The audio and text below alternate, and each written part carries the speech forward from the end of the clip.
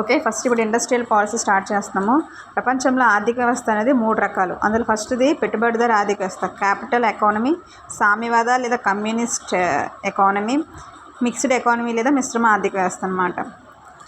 అయితే ప్రపంచంలో అన్నాం కాబట్టి మనకి పెట్టుబడిదారు వ్యవస్థ అంటే క్యాపిటల్ ఎకానమీ అనేది ఎక్కడ ఉందంటే మనకి ఎక్కువగా ఫస్ట్ ఎక్కడంటే ఇంగ్లాండ్లో మనకి ఆడమ్ స్మిత్ చెప్తాడు.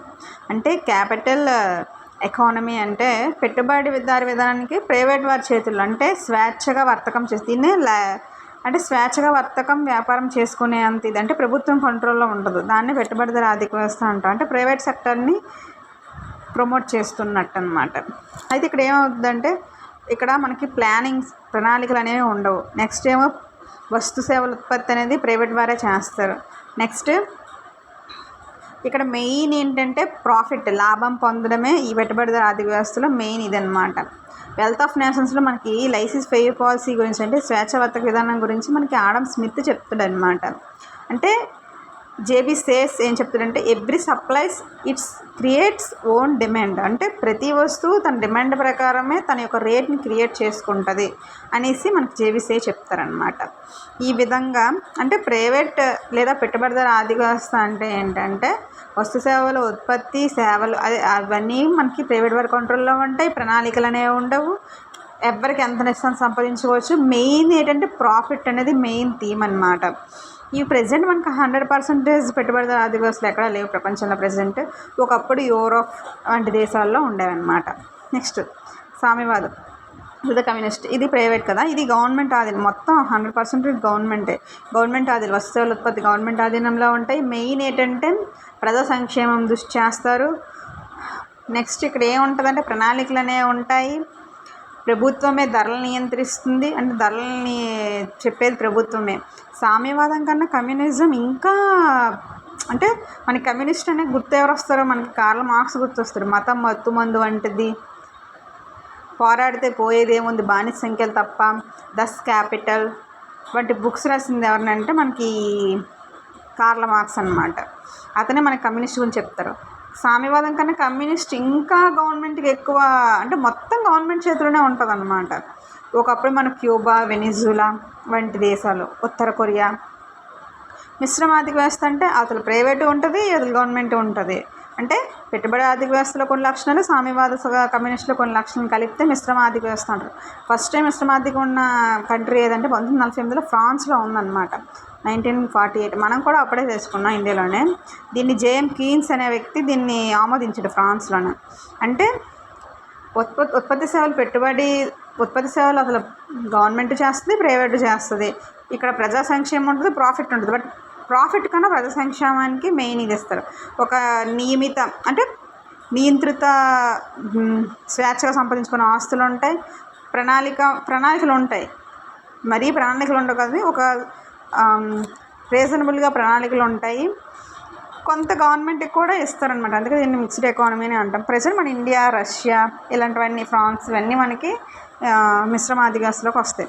అయితే ఇండియా ఆర్థిక విధానాలు ఇప్పుడు మనం ప్రపంచంలో చూసాం. మరి ఇండియాలో ఎలా ఉన్నాయి చూసుకుంటే మనకి 1813 నుంచి 1947 వరకు మన ఆర్థిక వ్యవస్థ ఎలాగుందంటే వెల్త్ ఆఫ్ నేషన్స్లో చెప్పిన లైసెన్స్ ఫెయిర్ పాలసీ అంటే స్వేచ్ఛా వర్తక విధానం. ఎవరైనా చేయొచ్చు మన దేశంలో వచ్చి వర్తకం. ఆ విధంగా 1948-56 మధ్యకాలంలో ఎలా ఉండేదంటే మిశ్రమ ఆర్థిక వ్యవస్థ ఉండేది. అంటే ఇది ప్రైవేట్ చేయాలి, గవర్నమెంట్ చేయాలి. 1956 నుంచి 1985 వరకు ఏముండదంటే సామ్యవాద రీతి అంటే ప్రభుత్వాన్ని యొక్క వాటాను పెంచడం అనమాట. సామ్యవాద రీతి, మిక్స్డ్ ఎకానమీ. 1985 నుంచి 1990 మధ్య కాలంలో మనకి రాజీవ్ గాంధీ ఆర్థిక సంస్కరణ ప్రవేశపెడతారు. అవి విఫలమైపోతాయి. అది ఆ దశ ఇది అనమాట. నెక్స్ట్ 1991 నుంచి మనం చూసుకుంటే ఎల్పిజి వస్తుంది. Most important present liberalisation, privatisation, globalisation ఇది మెయిన్. 1991 పివి నరసింహారావు తీసుకొచ్చిన, మన్మోహన్ సింగ్ అండ్ పివి నరసింహారావు తీసుకొచ్చిన సంస్కరణలు ఎల్పిజి సంస్కరణలు అనమాట. ప్రజెంట్ కూడా మనకి ఎల్పిజి సంస్కరణలు నడుస్తున్నాయి అన్నమాట. అసలు ప్రైవేట్ సెక్టర్, గవర్నమెంట్ సెక్టర్ అంటే ఏంటంటే ప్రైవేట్ ఒక సంస్థ, ఒక కంపెనీ చట్ట ప్రకారం ప్రభుత్వం యొక్క వాటా 50% కన్నా ఎక్కువ ఉంటే దాన్ని ప్రభుత్వ రంగం అని, 51% కన్నా తక్కువ ఉంటే ప్రభుత్వ రంగం అని, 51% కన్నా తక్కువ ఉంటే దాన్ని ప్రైవేట్ రంగం అని అంటాం.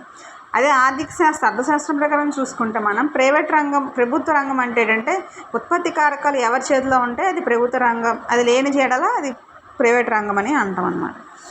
అయితే ఇప్పుడు మనం చెప్పుకునేది ఏంటి, పారిశ్రామిక అభివృద్ధి అంటే పారిశ్రామిక పాలసీ కదా. మనకి ఎలా జరిగింది అభివృద్ధి చూసుకుంటే మనకి 4 దశల్లో చెప్పుకుంటాం.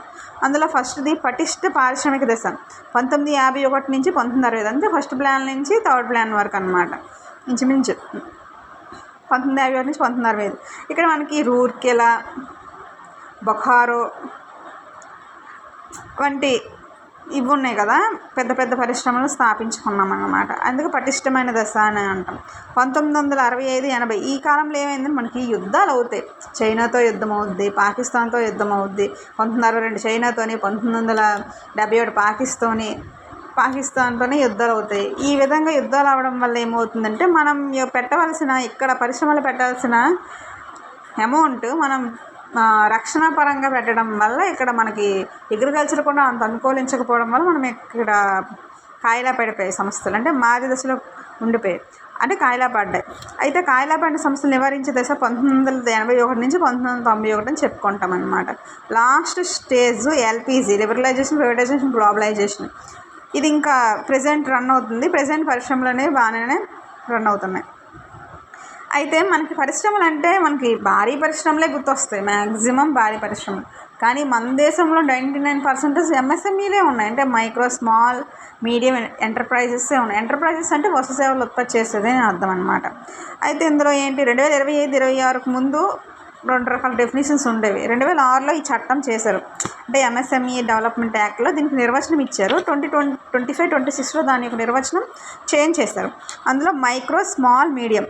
మైక్రో అంటే యంత్రాలపైన ఎంత పెట్టుబడి పెట్టాలి, 2.5 అంటే 2.5 కోట్ల పెట్టుబడి పెడితే మనకి గరిష్ట అమ్మకాలు 10 కోట్ల లోపు ఉంటే దాన్ని మైక్రో అని, 25 కోట్ల యంత్రాలపై పెట్టుబడి పెట్టి 100 కోట్ల టర్నోవర్ ఉంటే లోపు ఉంటే దాన్ని స్మాల్ అని, 125 కోట్ల పెట్టుబడి మనకి యంత్రాలపై పెట్టి 500 crores వార్షిక టర్నోవర్ ఉంటే లోపు ఉంటే దాన్ని ఏమంటాం, మీడియం. ఒకవేళ 500 crores పైన ఉంటే దాన్ని ఏమంటాం, భారీ పరిశ్రమలు అంటాం. అలాగే 125 crores కన్నా పరిశ్రమలు అంటే యంత్రాలపై ఎక్కువ పెట్టుబడి పెట్టారు అనుకో, దాన్ని కూడా భారీ పరిశ్రమలని అంటాం. ప్రజెంట్ మన దేశంలో అయితే 99% ఎక్కువ ఏమున్నాయంటే ఇవే ఉన్నాయి. మనది ఇక్కడ మనం చూడు మిశ్రమ ఆర్థిక వ్యవస్థ వచ్చింది కదా. మిశ్రమ ఆర్థిక వ్యవస్థ పాలసీ మనకి 1948లో వస్తుంది. మనకి ఇది వస్తుంది మళ్ళీ చెప్తాను. శ్యామ్ ప్రసాద్ ముఖర్జీ ఫస్ట్ పారిశ్రామిక శాఖ మంత్రి. అతను ప్రవేశపెడతారు, April 6న ప్రవేశపెడతారు అనమాట. అందులో మనకి ఈ పరిశ్రమలు అనేవి 4 రకాలుగా డివైడ్ చేసి మిశ్రమ ఆర్థిక వ్యవస్థ కొన్ని అంటే ఒక సెకండ్ నుంచి థర్డ్ పార్ట్ నుంచి ప్రైవేట్ అంటే second part public private key strategics ఉంటాయి కదా, అక్కడ ఇస్తారనమాట. ఈ టాపిక్ మనం చెప్తాం. మిశ్రమ ఆర్థిక వ్యవస్థ అనేది మనకి ఏ పాలసీ చెప్తుందంటే 1948 పాలసీ చెప్తుంది. అలాగే సామ్యవాద పాలసీలో ఏం చెప్తుందంటే సామ్యవాద రీతి మిశ్రమార్థిక వ్యవస్థ సామ్యవాద రీతి మిశ్రమార్థిక వ్యవస్థ ఏదనంటే ఈ 1956-85లో అంటే 1956లో స్టార్ట్ అయిందంటే మనకు రెండో పాలసీ ఎప్పుడు వచ్చింది, 1956లో వచ్చింది. అప్పటి నుంచే స్టార్ట్ అయిందనమాట. నెహ్రూకి ఎక్కువ సామ్యవాదం పైన ఎక్కువ ఇదనమాట. ఈ విధంగా మనకి ఒక ఆర్థిక వ్యవస్థలు అనేవి ఉన్నాయి. Okay, thank you.